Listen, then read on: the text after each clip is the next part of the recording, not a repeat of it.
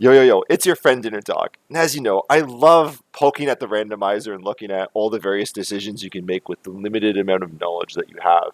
And I think one of the more interesting decisions in the game is what do you do when you get early leapstone, in particular with seeds, with progression chains and complexity and all that stuff. So that's what we're going to explore today. Now, I'll caveat this with I don't really think there's necessarily a right or wrong answer. I mean, it is a randomizer after all, and things are randomized. But there are some things that we can use as guardrails to help guide us. But even so, there's a number of different situations that could pan out and not pan out. But in this video, we're going to explore what a majority of them are and some ways that you can play around it. And then it's up to you to which way you want to approach things. So let's come along for the journey here. All right. So we're going to look at the scenario itself. We're going to consider the complexity chain, and then we're going to look at a variety of strategies. And actually, what I haven't added here is at the end, we're going to look at how we need to change our approach based on three presets: Safe, Lycanthrope, and Warlock. So let's look into this here. So the situation is this. You start the game, you've got nothing, but you get Leapstone either at Cube of Zoe or at Spirit Orb, right? So this is what I'm saying the early situation is, right? So we can see all of the green boxes here are the first level checks, right? So this is the game is intending you to get something at this point in order to progress through the game, right? But when we get Leapstone, things change a little bit. So with Leapstone enabled, we are now in a situation where there's two checks opened in logic, the Colosseum and the Keep. Theoretically, the fairy card is also open to us, but it's not in logic. So there's the game essentially has to give us some of these two places if it is provided it doesn't give us anything else. And the likelihood is, if we take a look at the complexity chain, is that it's probably not going to give us anything else on that level. Sometimes it does, but it's not typical, right? Like I think I've seen it where like you get Leapstone early, and then like Mist is in the library, so you can do the Soul of Bat check, although it may not have anything itself. And Mist may be intended for later, but still, at least you could do library in the first go and not have to worry about coming back, right? At any rate, what the game typically wants you to do at this point is it wants you to go to one of these two places. It's not likely to throw gravity boots in one of these other three places here, right? Or Jewel of Open. Like it wouldn't have a lot more complexity to give at that point. It could, but it's not probable. And then we're gonna try to lean on what's probable in most cases here. So what the hell do we do here, right? We're likely to have to go up here. We might miss out on some things that could be anywhere in the complexity chain, but we got to figure it out. So let's look at some possible scenarios here. But before we do, we need to look at these relics here. So when we looked at our previous chain, we said, okay, here's a linear chain to get to the final Vlad. These other relics may be required, but they could also be found on practically any of these levels here, right? So how likely is it for one of these things to be on level 1? So when we look at the 0 relic checks, there's 5 checks we get at the beginning of the game, but at this point, there are only 3 checks remaining. So we have to assess it based on the situation that's in front of us at that time. It's kind of like the Monty Hall problem if you've looked into that before. So Leapstone is going to give us 2.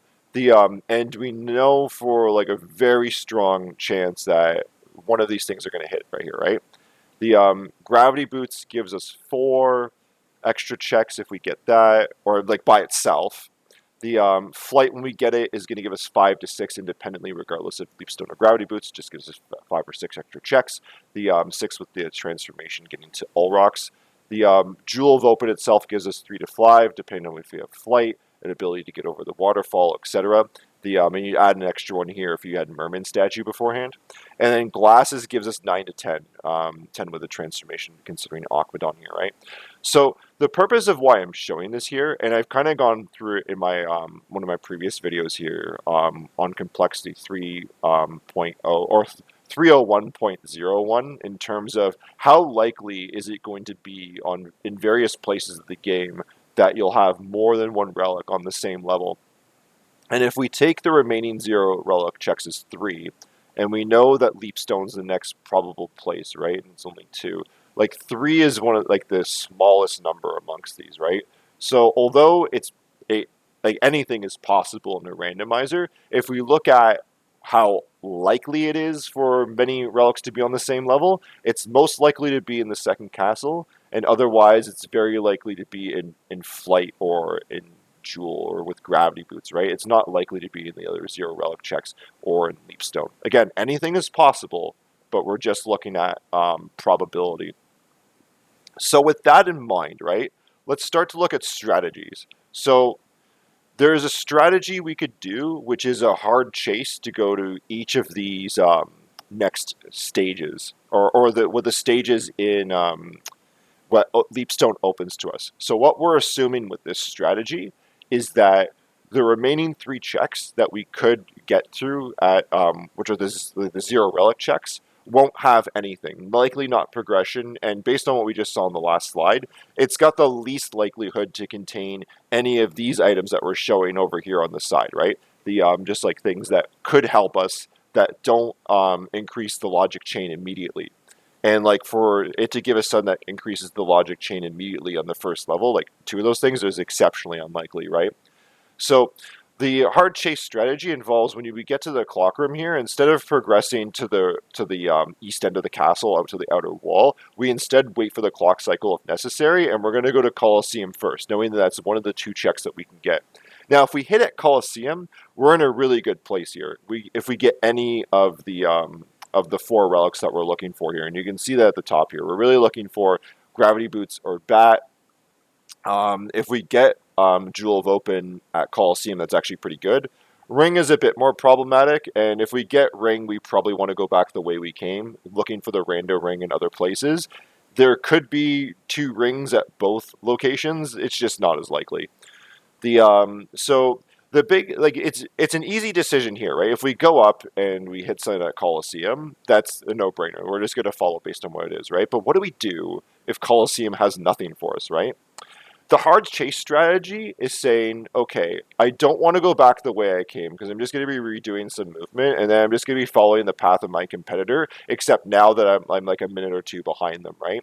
So instead, what I'm going to do is I'm going to undercut them to keep, and I'm going to go through the Colosseum, and I'm going to go upwards towards the keep, ignoring the east side of the castle for at least the moment, and saying I can chase my competitor to what I believe is the next piece of progression faster than they can if they were to go to the outer wall, grab all these checks, etc. Right? The But there's problems with this strategy, and that's where you can see like the plus and the X here. So if we were to hit Gravity Boots or Bat and do that first before our competitor, we're in a really good place here.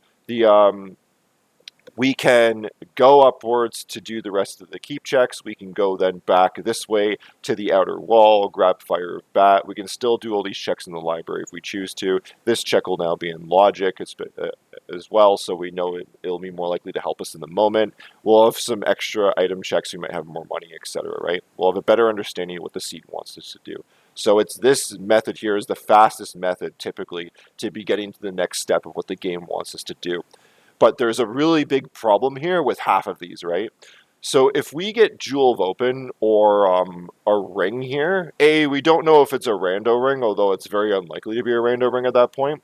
But either way, the problem that we have here is that if we go to early keep, we do get the teleporter, but we actually can't get to outer wall from here. And the reason being is that you can't jump up into this area without some sort of form of help. Like Leapstone is not enough. The Gravity Boots by itself can get up there, and obviously having both is good enough. But if we just have Leapstone and a ring, or Leapstone and Jewel of Open, we can't go to the Crossamon fight. It's not possible.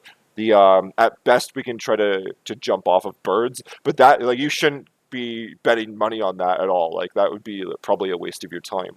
So if you get screwed here, then the next best thing you're doing is saying, I gotta go back the way I came, essentially, right? You could teleport back to the entrance, you could backtrack your way through here. It's a big problem and really a big gamble. So as much as you might get way ahead with this strategy, there's a good chance that you'd be screwed. I would say it's not necessarily 50-50 because as you guys have probably seen, the game typically won't give you both rings exceptionally early. It does happen, but would I say it's as equal chance as the other ones? Probably not. There's a chance, but it's probably somewhat less. At least from what we typically experience. So, even if it's like a 60-40, like a 40% chance to get really, really hard screwed is a hard pill to swallow, right?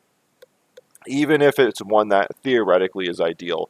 So what we can do if we don't like that strategy, because like there are like you can get really screwed quickly, is we can make a slight adjustment to this strategy that can help us to mitigate the dangers of getting Jewel of Open or the ring. And that is our mitigated hard chase strategy here. So really the only difference for this strategy is either A, I have a library card, so in this situation I don't care if I get screwed because if I do, I'll just library card and I'll get all these checks anyways, and I'll be in a better part of the castle. I'll be able to open up this teleporter, etc. Right? The but in the mitigated strategy, all we need to do to stop us from getting really hard screwed is we need to take this branching path here in yellow. All we need to do is open up the All Rocks teleporter. Now, typically at this part of the game, the All Rocks teleporter is not very useful for us because we're going to be coming back here anyways, right? With flight if we don't get it here. But what this will do for us is if we get to the top of Keep, like if we get nothing at Colosseum, and then we go up to Keep, and it's Jewel of Open, well, now I can teleport back here, and I can actually go down fairly effectively. So, I mean, going down with just Jewel of Open and Leapstone isn't always the most fun, but it can be pretty good. And by making sure that we have the teleporter, we can get there quickly. Otherwise, we're going to be going back to the beginning of the game or backtracking through this area, which is also pretty gross. The the only thing that hard screws us now is the getting a ring here and then having the other ring being randomly somewhere on this side of the castle. So like our mitigated strategy doesn't really account for that unless we have a library card, but that's not going to be typical. So we're going to be doing in this strategy, we'd be doing the hard chase, but we're adding about a minute of time here going through this hallway and opening up the teleporter.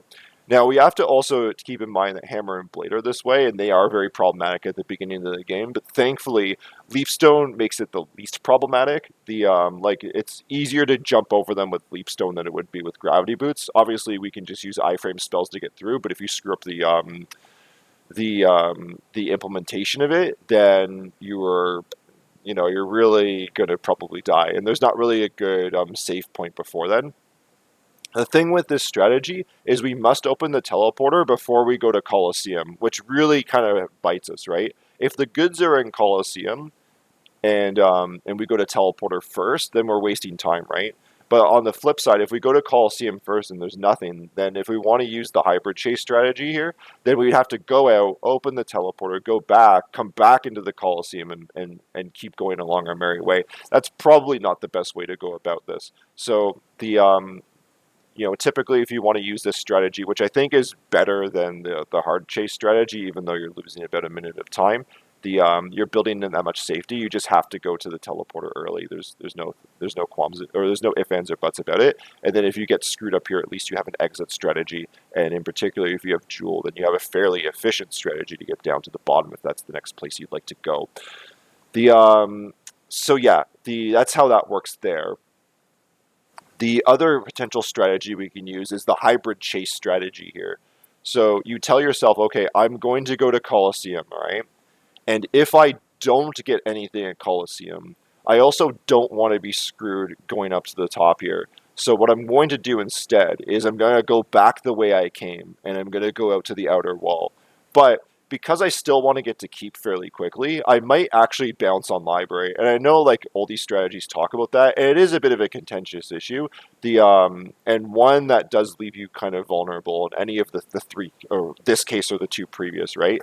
So early or skipping Library can be effective in so much that you can get to Library with potentially more money, which is very nice, or you can avoid dipping the Library several times, right? Like you just come back to Library later with Mist, and then you've only dipped it once, right, and complete the whole thing. Or you get here later on when this is in logic and the piece makes more sense, etc., if there's anything there at all. And remember that this is in logic with Gravity Boots and Flight, and there's a lot of other things that are in logic with that when we looked at the previous chart, right? So the odds of it being there are lower than the Leapstone example. So The so it can be beneficial. But you could also get really screwed, right? The like you could find cheap library cards. You could find a gem and then get duplicator, right? Or a really effective weapon, especially if you don't have anything up to that point, right?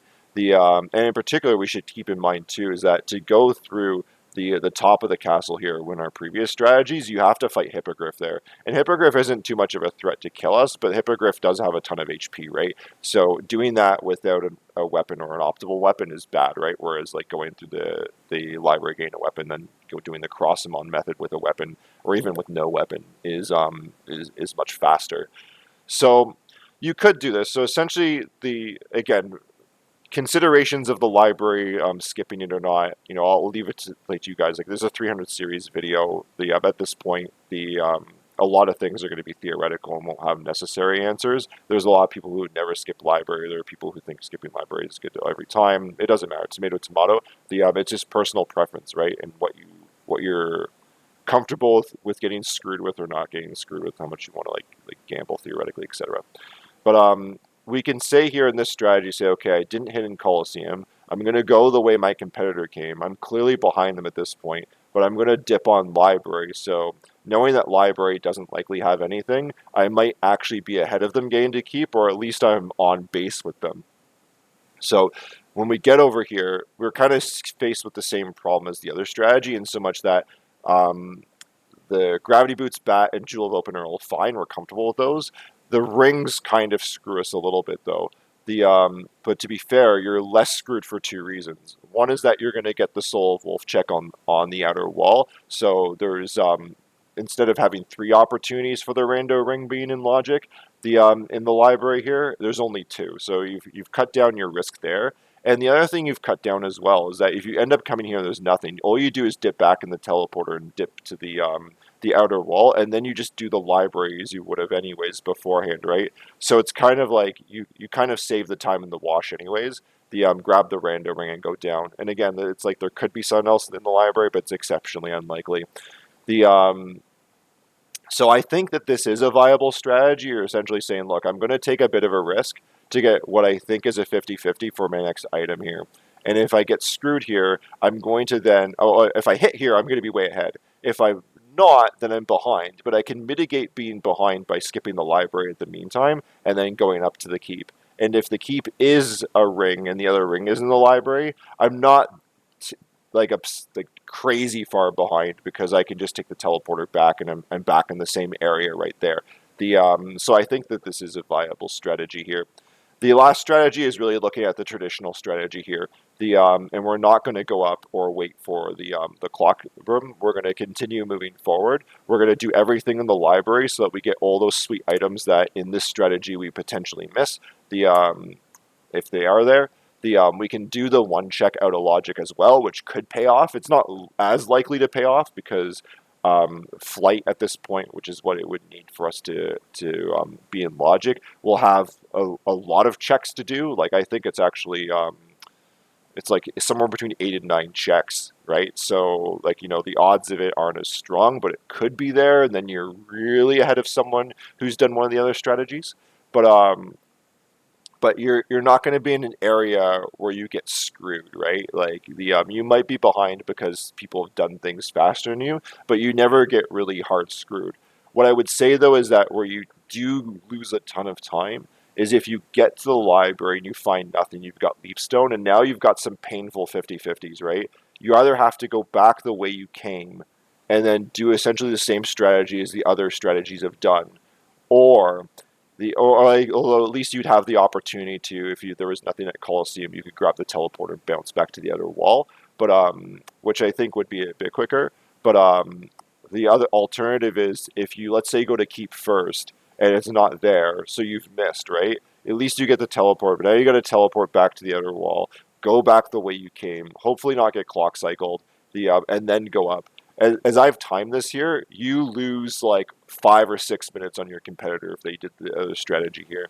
But that being said, like the other, like that's only in an ideal circumstance. But that's how you get. That's essentially the screw job of the traditional strategy. Is if your opponent did one of the other strategies and it paid off, you're like 5 minutes is a lot of time to make up. I don't have the official timings here. I thought I had written them down in my notebook here, but I can't find them now. But when I was playing around with this earlier and I did some timings, it was about a 5 minute time loss if you were to do the traditional strategy and also miss the 50-50. Obviously you'd be behind anyways, but if you miss the 50-50, then you're really behind, and it'd take a Herculean effort to get back. But at the same time, you'd be mitigating the library, like you could get Duplicator, Mana Prism, and Library Card and all that good stuff, and be way ahead anyways to make up the 5 minutes. So again, like we started this video, for all these four strategies, I think it's something that you should be aware of, and you should get comfortable with whatever situation you want to put yourself in. Right? No situation is perfect, and it all have their vulnerabilities and edges, and you may come up and say, okay, well, I prefer one over the other, and vice versa. But at least consider them, right? Like, think about this as like a theoretical, like, university course, right? Sometimes the things are up for debate and discussion, right? There's not necessarily a right or wrong. All right, so the last thing we need to do is take some preset considerations in play here. So for safe, we're going to need to wait for the door to open for the clock room if we're going to do this bad boy, right? And that's going to open at 6 minutes. So if you're at the 300 level of videos right now, and you've done well with the previous videos, especially this deep into 300, you're likely going to get to the clock room prior to 6 minutes. And if you're not, you should probably work on that first, right? Like, really look to, I did a video on mastering the opening game, and you should really look to lean into like that and get to this point prior to 6 minutes. And if you can get here prior to 6 minutes, it actually offers some pretty good opportunities here. So typically, I'm never going to do what we would call the IQ check in the lab, which is a breakable wall past the area where you'd normally go up to get to the turkey room. To the left of that, where you must progress through, there's a breakable wall there we call the IQ check. And, making that check costs a little bit of time. But if you're going to be waiting for the door to open anyways, if you get Leapstone really early at Cube of Zoe, you should make additional item checks. Even the cannon check, where the red skeletons are, because you can get up there fairly easily with Leapstone. I know you can do it without Leapstone, but you can definitely do it with Leapstone. You might as well, right? So you can best utilize your time if you're typically like 20 seconds ahead of the clock or whatever, depending on how the seed goes, and you can move a bit faster with Leapstone. Then go ahead and do that, right? And it's actually changed my thinking a bit. So in like safe presets, if I got Leapstone early, when you get into the first screen of the laboratory where it's got the skeleton who's thrown bones at you, and there's an orb to the far left side, I used to typically skip that orb because you can actually jump up to the platform where the red skeleton is and negate that check and save yourself like 10 seconds or so. But in this situation, I wouldn't do that because I'm going to be waiting for the door anyways, right? So let's get some extra item checks in, and then still look to go fast so we can do as many item checks as possible, and then hopefully do as many checks as we can so that we just arrive to the clock room as the door is about to open. So we've increased our game state, right? Maybe we got a gem, maybe we got a sword, maybe we got a corn dog, I don't know. But we can look to better play ourselves here. If you do end up in a situation where you're waiting for the door, the best thing to do in any situation is to kill Fleamen. Because you never know if you'll get a filthy drop off them. Their drop rate is fairly poor, but something is better than nothing. And at this point of the game, even the common drop table is your friend, right? You get a couple 25 bags out of it or something. It could save you some aggravation later on. In Lycanthrope, we need to change our approach a bit. So instead of waiting for the door, in Lycanthrope, we must make the clock cycle. We need to be there in the 4-minute range, before 5 minutes, or else we're going to be waiting for a minute. And especially given how fast you can move in Lycanthrope, or your opponent can move, waiting for a minute here is a big problem. I actually did this strategy in grand final, or not grand, in semifinals in DB's tournament against Talik. I did the hybrid approach in Lycanthrope, but I missed the clock cycle, and stubborn me and Rando brain just sat there. Now, to be fair, what I got to keep eventually, I did get Bat, so that was beneficial, and I got there before I believe Talik did. But at the same time, he had covered so much more ground, right? And I could have had like a 2-minute or larger advantage if I hadn't missed that clock cycle, right? So really what I would say here is typically, like, you don't you don't want to use this strategy in lycanthrope or any of these strategy, or you don't want to use the first two strategies in lycanthrope, or actually even the third one. The Because if we're here, right, the hard chase strategy, we're losing like a minute or 50 seconds here. It's a long time in lycanthrope where our opponent is going to fly through the sections with wolf. The Especially because these sections here are, like, they are beneficial with wolf, but not as beneficial. The So we do want to we do want to consider it if we can get there through the clock cycle, but if we can't, then we just want to, like, I would say most of the time you want to bounce on it. The Yeah, I don't think it's worth it in that case. What you could do in that situation too is you could just do this situation and say, okay, well, I'm not going to do the Coliseum here because I missed the timing, but I'm going to do the rest of the hybrid chase strategy. Skip on library, go straight to keep, and then if you're wrong at keep, teleport back, and then you can do the rest of library here to clean it up, and then go down to Coliseum. And then hope that you are on a more favorable clock cycle. But yeah, so with lycanthrope, that's the deal there. And lastly, with warlock, it's a bit problematic in warlock because you start with mist. The soul of bat check is in logic with leapstone, so there's a 33% chance that library is the intended play, and you could just waste a whole bunch of time going up to Coliseum and keep, right. So it's a bit more problematic, and the problem too is that well, here, let's look at the typical situation. If you cannot fly with mist, with just mist, even without power, because that is possible. There's a video on that. Then in that case, if you are going to do the strategy, regardless of the 33% chance in library, then you just want to play it like you would in safe logic, the considerations above. If it's not, it becomes a bit challenging because if you're flying with mist, you're at least probably doing the first alchemy lab check, and you might even try for the second one, especially because mist or having leapstone is going to make the mist flight easier because you won't have to do it as long, right? So then you're going to have weird clock cycles, right? So typically in safe you'd be waiting a little bit of time, but you, because of all the shenanigans you'll be doing, even like you may even consider doing shenanigans like the entrance check immediately, right? Your clock cycle is going to be all over the place, so like it's going to be a bit tough to justify waiting for a bad clock cycle, especially if there is something in logic in the library with mist, right? The the saving grace of the strategy with warlock is if you can fly, then even if you get screwed, like in this situation here, well, let's use this one. You get screwed over here because you can fly. You actually can get yourself into the clock tower, into the outer wall. So if you end up being on a favorable clock cycle and you just keep going into keep, you know that your risk from having a ring or jewel of open is mitigated because you can fly up here, which you normally could not, and then you can continue along to the outer wall to find the other ring, for instance. Or at least have a way to get around to get down to the bottom of the castle, right? And if you even wanted to go into the library, because you only have to do that once, and if you've got some money, you might as well get some equipment as well, because you're really hard for offense in warlock from a weapon perspective. I mean, obviously you'll be doing very well from a spell perspective because of your increased intelligence. But anyway, so those are the considerations there, and if anything, like, I believe most of us, including myself, in the majority of times, will usually use the traditional strategy, right? But at least having awareness of the other ones, I feel, is beneficial. And if anything, give it a try, right? Again, a lot of things with randomizers and decision making is being comfortable with decisions, right? So taking the pluses and minuses and saying, okay, I know I can get screwed in one way, but I'm comfortable with that, and I'm going to proceed with it. And if it doesn't hit, I'll live with it, right?